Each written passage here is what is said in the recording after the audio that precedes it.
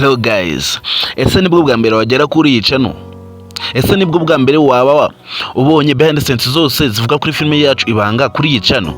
So guys, rero niba aribwo bwa mbere ndagushishikariza kugira ngo ube wakora subscribe tukomeze tugendane mu bindi bikorwa byose tuba turi gukora, kandi murabizi ko tubakunda cyane. So guys, rero niba uri umunyamuryango wa filime yacu Ibanga ndetse ukaba utarakora subscribe hano kuri iyi channel, nkaho ngushishikariza kugira ngo ube wakora subscribe hano kuri iyi channel dukomeze tugendane mu bindi bikorwa byose bya filime yacu Ibanga. So guys, rero murabizi ko tugeze kuri episode ya 72, kandi murabizi ko ejo twabahaye episode ya 71. Ese episode ya 71 wabonye miki? Episode ya 71 hari ikintu yakunguye? Ese episode ya 71 wayishimiye? Ese episode ya 71 yagenze ukuntu wabishakaga?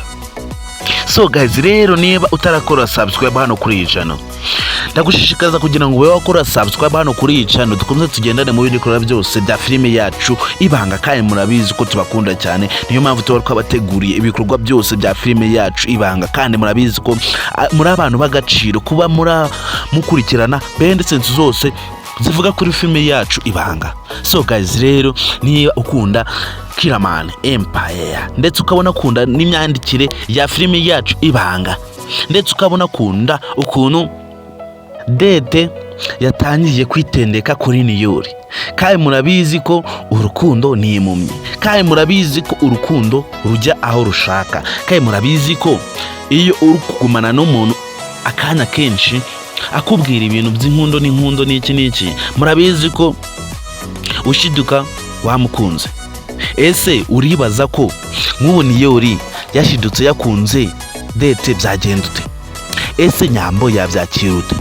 Ese niba warebye episode ya 71, ese wabonye Dede atakamishije kuri Niyori? Ese wabonye atamukunda cyane kurenza ukuntu Nyambo amukunda? So guys, rero ngewe nibyo mba nabonye, namwe bari ko muba mwabibonye, uri umuntu w'intwari cyane kuko wowe ukunda filime yacu Ibanga. So guys, rero murabizi ko Mutoni bamubwiye ko Niyori yakoresheje bidi ntamutumire, kandi bamubwiye yuko ari Nyamba yimukoreye. Wabonye ukuntu byamurakaje cyane. Ese ari wowe uri mu ex, wowe ugakonoza gakoresha bidi ntakutumire, wabyifata mute? Ese wongera no kwirwa muvugisha? So guys, rero niba wowe ari kumeze kuma ex wawe ukoresha bidi ntiwirwa mutumira, cyangwa se wowe ntagutumire ukirwa mwirukaho, aho ngaho uri umuyobe cyane kuko warayobye cyane, kuko wakagombye guhita ucizawe inzira kuko nawe ntagaba kwitaho. So guys, rero murabizi ko tubakunda cyane, murabizi ko tuba twabateguriye utuntu tuba tumeze neza. So guys, rero niba aribwo bwa mbere ugeze kuri iyi channel, ikintu cya mbere kiba gikenewe ni subscribe, kandi murabizi ko umunsi ku munsi ikintu cya mbere tuba tubashishikariza ari gukora subscribe, ubundi tukameza tukajyana mu bindi bikorwa byose tuba turi gukora umunsi ku munsi. So guys, rero murabizi ko ngewe ubu bagezeho zino behind the scenes zose za filime yacu Ibanga, ngewe mba ndi FNK, kandi murabizi ko iyi channel yo yahiswemo yo kuzibageza behind the scenes zose za filime yacu Ibanga. So guys, rero twongere duhure mu kanya saa 7 tubagezaho episode ya 72 ya filime yacu Ibanga.